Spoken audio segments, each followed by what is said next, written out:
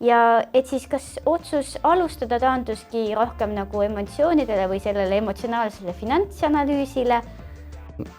Ei tõele au andes loomulikult kõige tähtsam oli see, et ma tahtsin.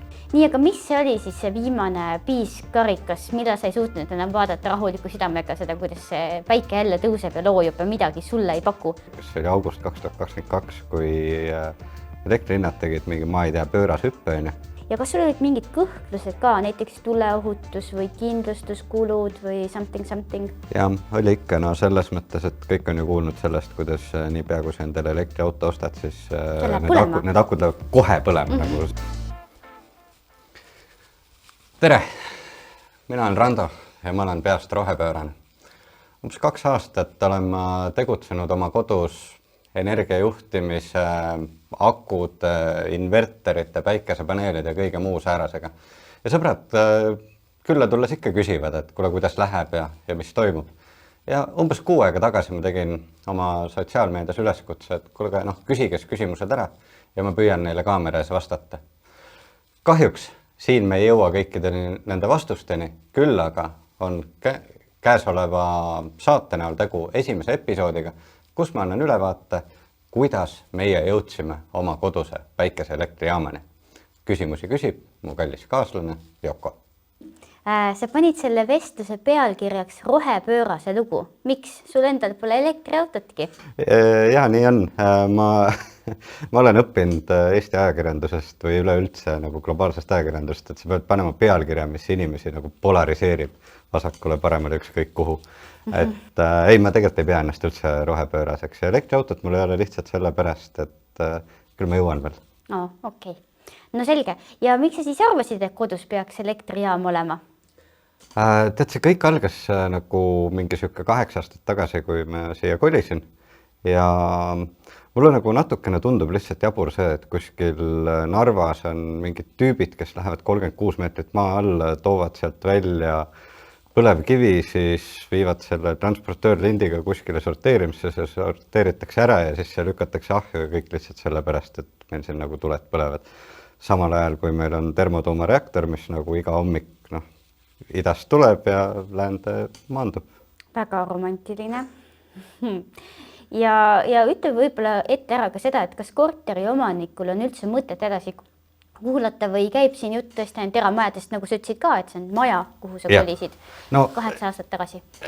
Eks ta tõsi on, et see on meie lugu ja meie lugu on siis pea 300 ruutmeetrisest eramust, et neid asju ei saa tingimata korterile üle kanda, vähemalt mitte selles mastaabis. Küll tõsi, kui korteris sarnast nagu käiku ette võtta, siis kõik need kulud ja kõik need mastaabid lihtsalt ongi väiksem. Nii kulud kui tulud on väiksemad. Aga samas need on siiski olemas, nii et võib-olla tasub kõrv kigitada ka korteriomanikel. Nii, aga mis see oli siis see viimane piiskarikas, mida sa ei suutnud enam vaadata rahuliku südamega seda, kuidas see päike jälle tõuseb ja loojub ja midagi sulle ei paku? See oli august 2022. Tähendab, ma tegelikult otsuse ja nagu protsessi panin käima varem, aga tõesti viimane piiskarikas oli august 2022, kui elektrihinnad tegid mingi, ma ei tea, pööras hüppe ja siis päike siras ja põhimõtteliselt kulutad jahutamiseks lihtsalt energiat ja siis ma mõtlesin, et okei, et nüüd ma pean nagu paigaldajal hakkama veel kiiremini seljas elama, et teeme. Okei, selge. Ja muidu, kuna sina ei tee mitte midagi ilma selleta, et Excel kokku jookseks, Excel jookseb väga loomingulisel viisil kokku, kui soove on, siis sa kasutasid mingit tarkvara ka selleks, et analüüsida, et kuidas öelda, nagu hinnata siis oma tulemusi või õigustada neid tuhandeid ja tuhandeid. Sa pead silmas seda, et kas ma ratsionaliseerisin endale selle tahtmise. Ja kuidas täpsemalt, et ka pealtkuulajad saaksid teada, et kuidas nemadki seda teha saavad? Jah, ma kasutasin tarkvara, mis PV-kalkulaator, ma panen kuskile selle lingi siia juurde, kus ma siis tegin nagu analüüsi, et mis see tootlus võiks olla. Ma vaatasin ajaloolisi tarbimisandmeid ja ma vaatasin eriti tugevalt nagu tarbimismustreid. Ja siis selle pealt tõesti ma joonistasin endale Exceli, mis ütles, et jah, võib küll. Okei, tarbimismustreid kõlab väga peenelt. Noh, ehk siis see nagu päeva lõikes, et millal me nagu energiat kasutame, on see hommikul, päeval, õhtul, kuidas iganes. Üks nüanss, mis me peame siin muidugi ära mainima, on see, et meie 300 ruutmeetrises eramus tegelikult suur osa energia tarbimisest tuleb meil ettevõtluse jaoks nii-öelda. Et noh, see sama stuudio, kus me siin istume, et see ongi meie salvestusstuudio ja me kasutame seda nagu ettevõtte eesmärkida. See tähendab lihtsalt seda, et tavalisel kodu kasutajal, kui tal pole just soojendusega basseini, siis ei pruugi see hinnavahe, mis nüüd hinnatõusuga oli olla nii valus, aga nevertheless. See põhimõtteliselt tähendab seda, et meil on nagu ebamõistlikult suur energiatarbimine, sest meil toimivad mingid serverid ja ühesõnaga sellist nagu ebatavalist energiakasutust on võib-olla rohkem. Küll ma selles mõttes tooksin sisse selle, et meie tegeleme mingi virtuaal- ja kaameravärkidega, aga samamoodi, kui sa oled kodus juuksur või küpsetad koogikesi, et siis sinu case võib olla nagu sarnane. Et võib ikka ära tasuda selle... Ja vaata, võib-olla selle tasumisega nagu kõige olulisem aspekt oligi see, et kui sul lihtsalt korteris lähevad tuled pimedaks, siis see on ebamugav. Sa paned küünla põlema. Aga tõesti, kui sa kodus teed näiteks maniküüri ja sa pead kliendile ütlema, et kuule, sorry, et täna ei saa, et elektrit ei ole, et siis see nagu see tasuvusaeg selle saamatanud tuluga võib olla nagu väga ebaproportsionaalne. Ja ega ma ei tahaks ka oma küünetehniku juurest ära jalutada, nii et kõik on veel pooleli, jah. Just, täpselt nii, et jah. Hits a spot indeed. Ja et siis kas otsus alustada taanduski rohkem nagu emotsioonidele või sellele emotsionaalsele finantsanalüüsile? Ei tõele au endas loomulikult kõige tähtsam oli see, et ma tahtsin. Ja sealt edasi ma suutsin selle nii majanduslikult ära ratsionaliseerida, aga ütleme, selle tahtmise võib-olla kõige suurem põhjus oligi see, et ma ei tahtnud olla sõltuv sellest, et seesama, et keegi peab Narvas minema tooma selle ja lükkama ahju. See neid kaevureid ikka üldse ei usalda? Ei, ma usaldan neid lihtsalt, minu arust nagu vabandust, see on ebamõistlik töö. Sellepärast, et päikesepaneelid on olemas, ma panen need maja katusele, siis on aku, mis seda energiat salvestab, et nagu miks nad peaksid? Jah, kui hiinlased teevad kogu selle päikesepaneelide jaoks tarviliku maavarade kaevandamise juba ära. True that. No aga ärme seda valusat teemat rohkem torgi. Kas sa tellisid, kas sa panid ise selle kogu selle ehituskompoti kokku või sa tellisid mingi võtmed kätte lahenduse ja kuidas sa üldse paigaldaja valisid? See on niimoodi, et ma teadsin, et ma kardan kõrgust. Mulle ei meeldi katusel ronida, eriti ma ei taha seal 2 ruutmeetrise päikesepaneeliga ronida, sest ei julge, siis ausastasin. Ehk siis ma tahtsin võtta kindlasti võtmed kätte lahenduse. Ma tegin endale suhteliselt nagu selgeks, et mis see on, mida ma tahan. Ja ma rääkisin suurte pakkujatega, tõesti siin riigiettevõtete ja siis pisematega. Ja minu jaoks ei kaalukausile siuke ettevõtte nagu Energiavada, kes too aeg oli ainuke, kes ise ütles, et investeeri akudesse. Et kõik teised ütlesid, et hinnad on nii kõrged ja vaata siin me võtsime nagu viimase 3 kuu arvutused ja sul tasub see 3 aastaga ära, et ma ütlen ausalt, ma lihtsalt ei uskunud neid, sellepärast, et kui mina teen endale optimistliku Exceli, siis see on üks asi, aga kui keegi teine teeb minu jaoks selle, siis sa hammustad läbi.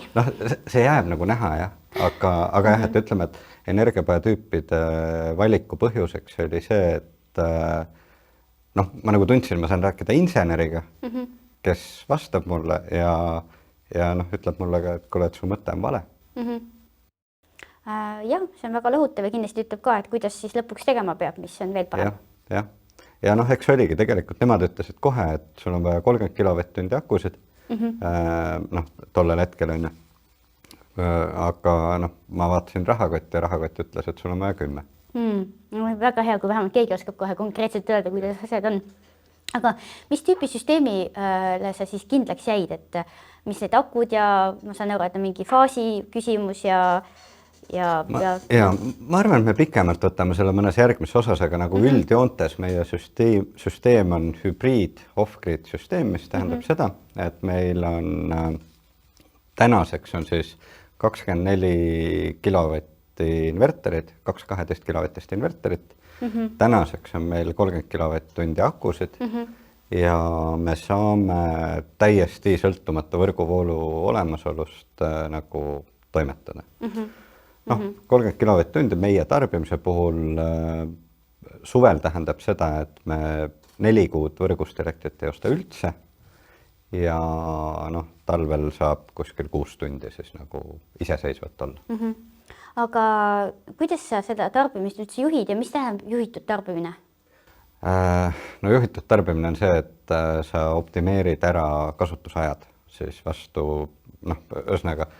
Ühesõnaga, vanasti käis see niimoodi, et öeldi, et nõusid pesed sa pärast kella, mis elektrikell ütleb, pärast kella 12. Ja. Aga meie ei pea enam vaatama. Meie ei pea vaatama. Tõsi, nii palju me suvel ikkagi teeme, et kuna suvel on päike väljas, siis ega enamik, näiteks meie suvel toodame sooja vett boilerisse ainult päeval. Sellepärast, et siis on lihtsalt kõige soodsamini. Aga juhitud tarbimine tähendab seda, et see tegelikult, see kõik algab sellest, et sa saad aru, millal sa tarbid ja kuidas sa tarbid. Ja mida. Ja mida ja kui palju. Ja siis teed lihtsalt vajalikud muudatused. Et ja meie esimene muudatus oli kohe esimese kuuga ennast ära tasunud elektriboileri liigutamine. Selliselt, et töötab lihtsalt 8 kõige soodsamat tundi. See maksis, nutipistik maksis mingi mõnikümmend eurot. Ja see päriselt tasus esimese kuuga kohe ära. See tähendab siis seda, kui me räägime selle süsteemi juhtimisest, siis mitte ainult ei ole selleks mingi tarkvara, vaid sul on selleks ka pistikud, mis on siis ühendatud mingite seadmete külge, mille osas... Ja ka siin me võime samamoodi jälle hullult pikalt rääkima jääda, aga ütleme, see kontsept on see, et sa saad kõigepealt aru, millal sa tarbid, miks sa tarbid ja siis teed võimalikud muudatused niimoodi, et su elukvaliteet ei kannataks. Jah, et ajastad, et ma ei tea, vett soojendatakse ainult mingil kellaajal ja pesumasin, sa võid vajutada sisse, aga ta läheb sisse ikkagi mingil kellaajal, mis is not the case, aga anyways. Selge, aga kas sellega oli mingi bürokraatia ka seotud, et ma mõtlen, ma ei tea, mingid toetused, mingid projektid, midagi taodelda linnalt luba arhitektidega? Ja, selles mõttes, et tuli kooskõlastada meie puhul siis vallavalitsusega. Sinna tuli saata ehitusteatis, ehk siis põhimõtteliselt eelprojekt, et sellist asja hakkame tegema. Kas see on seotud sellega, et fassaade ei pruugi enam ilus välja näha või? Põhimõtteliselt et ta sobib nagu linna miljöösse ja loomulikult seal on tehnilised aspektid ka, eks ju. Ja minu tead, ja siis on mingisugusest elektripaigaldise seadusest. Ühesõnaga, ma ütlen kohe ära, kuna ma tellisin võtmed kätte lahenduse, siis ma suures plaanis tegelikult nägin ainult neid dokumente, millele allkirju küsiti.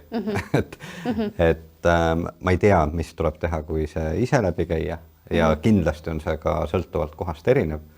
Aga ütleme põhimõtteliselt, sul see kohalik omavalitsus tahab vaadata, kas see asi sobib nagu visuaalselt, siis ta peab loomulikult olema ohutu, ehk siis, et sul on kaabeldused korrektsed ja muud sellised.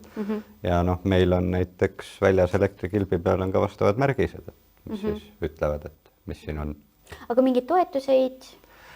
Toetuseid, ei, ühesõnaga meie toetuseid ei kaasanud, sellepärast, et kuidagi tead lihtsalt tundus, et saame ise hakkama. Aga toetused on päris palju, nagu täna on neid toetused päris palju olemas ja selle filmimise hetkel kindlasti tasub neid uurida. See on väga julgustav kindlasti. Ja kas sul olid mingid kõhklused ka, näiteks tuleohutus või kindlustuskulud või something? Ja, oli ikka selles mõttes, et kõik on ju kuulnud sellest, kuidas niipea kui sa endale elektriauto ostad, siis need akud lähevad kohe põlema. Selles mõttes, et sa sõidad dealershipist välja üle selle pumpi ja siis juba põleb maha. Et jah, ja loomulikult see nagu massipsühhoos pani veidi kartma ja seda hoolimata asjaolust, et meil on RC automudelites, mis hüppavad, kargavad, sõidavad vastu seina, mis iganes nendega juhtub. Ma olen sellega umbes 15 aastat tegelenud ja ma pole elus näinud ühtegi akut põlema minemas. Parandan, ühte olen, siis kui aku paisus ja selle omanik otsustas et ma võtan nõelaga siia augu, et siis see õhk tuleb välja. See on totaalne nagu inimlik lollus, et jah, ma kartsin, aga lõppkokkuvõttes ma sain aru, et see on asjatu.